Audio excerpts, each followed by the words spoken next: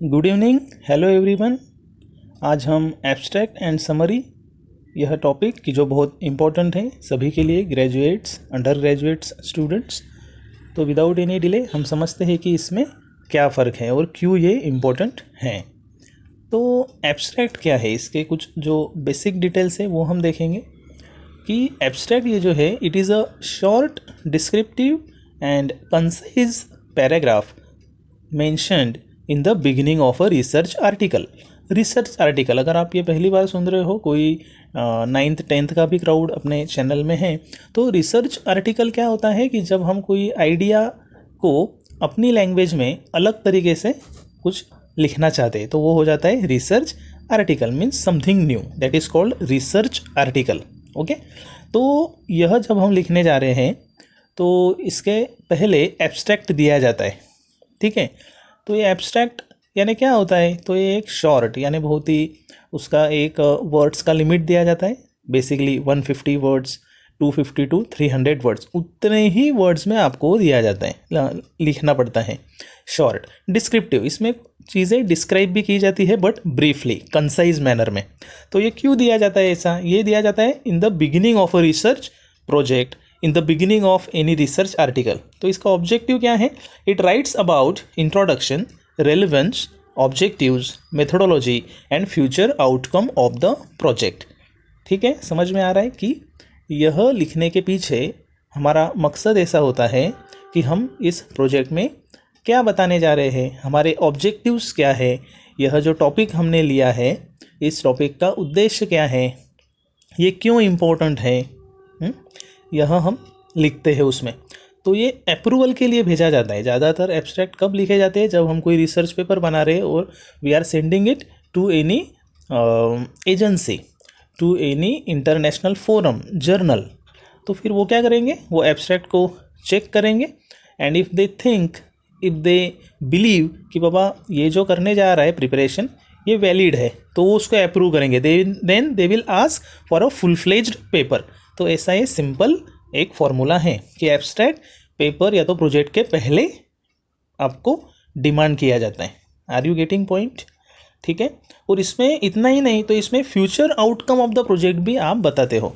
तो ये जो भी एजेंसी है, नेशनल, इंटरनेशनल, जो कॉन्फ्रेंस का कमिटी है, उनको पता चलेगा कि बाबा यह जो पेपर है यह बहुत वैलिड आइडिया सामने ला रहा है, then they will approve it. क्योंकि आप इसके आउटकम भी बताओगे, जिसे क्या कहा जाता है, सपोज्ड आउटकम, कि अभी से आप रिसर्च कर रहे हो तो आने वाले समय में स्टडी कंप्लीट होने के बाद इस तरीके का वो आउटकम आएगा। टेंटेटिव आउटकम भी उसे बोलते हैं। The objective of the abstract is to make audience aware about your paper, thesis और project with least possible words.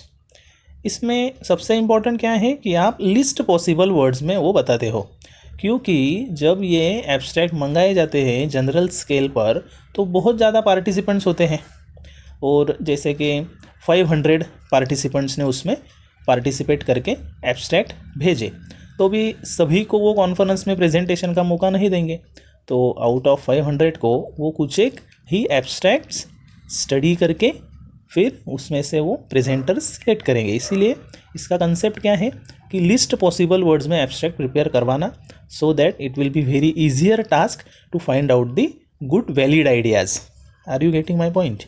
कि जल्दी उस प्रोजेक्ट के बारे में पता चले, इसीलिए 150 वर्ड्स में आप लिखो ताकि सामने वाले को भी जल्दी समझ में आए। ठीक है ना? तो ये ऑडियंस ओरिएंटेड डॉक्यूमेंट है। It should be written okay for audience point of view, recipients point of view.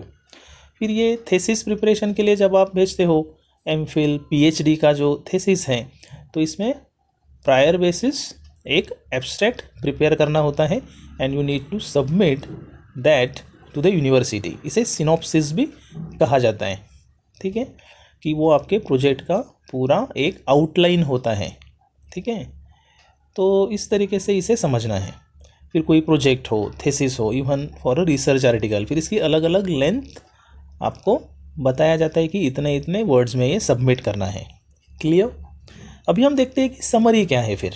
तो इसमें कंफ्यूज होने जैसी कोई बात नहीं है कि एब्स्ट्रैक्ट ये कंसाइज मैनर में लिखा जाता है, और summary is also the same. No, both are the different documents, both are the different preparations. वही आज हमको समझना है।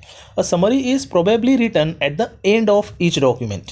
समझो इसको कि समरी यह ज़्यादातर जो इसकी प्रैक्टिस है ये कैसा है, लास्ट में दिया जाता है समरी।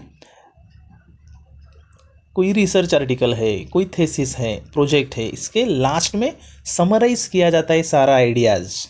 ठीक है, तो ये हो गया समरी। आपके प्रोजेक्ट का समरी दे दिया है आपने कंक्लूजन में। कंक्लूजन जो लास्ट वाला पेज है उसमें आपने you have written about overall your project, उसका इंट्रोडक्शन का कुछ आपने ऐड कर दिया उसमें। आपके जो चैप्टर्स है उस चैप्टर्स के बारे में आपने मेंशन किया। उसके बाद जो कुछ एक चीज़ें डिस्क्राइब की but briefly eight the and. ये आप शुरुआत में नहीं लिख सकते हो, वो आप लास्ट में रीएनफोर्स कर रहे हो आइडियाज़ की ऑडियंस को याद रहे। That is the major objective behind writing a summary. The idea behind writing a summary is to provide all essential ideas already covered in the work. जब आपने कोई रिसर्च आर्टिकल प्रिपेयर किया, 6 pages का आपका research article है, तो आपने सारी चीज़ें कंप्लीट की। अभी कंक्लूजन में आप क्या करोगे, you are giving gist of the overall paper at last. ये हो गया समरी। बहुत ब्रीफली आप सारी चीज़ें इसमें बताते हो। You are summarise your overall objectives of the paper, isn't it? The objective here is to reinforce the major details of the work. Being a speaker, being a writer, हर एक को क्या लगता है कि मेरी आइडियाज़ सामने वाला भूल न जाए, इसीलिए लास्ट में नेचुरली हम क्या करते हैं, कुछ एक चीज़ें मेंशन करते हैं। तो उसी को एक प्रॉपर क्रोनोलॉजिकल सीक्वेंस में लाना। आपके चैप्टर में जो क्रोनोलॉजी आपने ऑलरेडी प्रिपेयर करके रखा है उसी को ब्रीफली लास्ट में रखना, यानी समरी लिखना। ठीक है, the writers basically summarise all details in the conclusion chapters. जो कंक्लूजन वाले चैप्टर होते हैं, फिर वो रिसर्च आर्टिकल हो, वो कोई थेसिस हो, वो कोई प्रोजेक्ट हो, या कोई ओरल प्रेजेंटेशन भी है, तो लास्ट में क्या करना चाहिए, उसे समराइज करना चाहिए। मीन्स बहुत ही ब्रीफली पूरा प्रोजेक्ट आपने सामने वाले को समझाना है।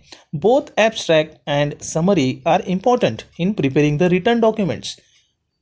एब्स्ट्रैक्ट और समरी ये दोनों डॉक्यूमेंट्स बहुत इंपॉर्टेंट है, क्योंकि रिसर्च आर्टिकल आप लिख रहे हो, इवन आप जब ईमेल राइटिंग कर रहे हो तो आप कोई प्रपोजल समझा रहे हो ब्रीफली, तो समराइज ही करना पड़ेगा कि आप एक्चुअली चाहते क्या हो।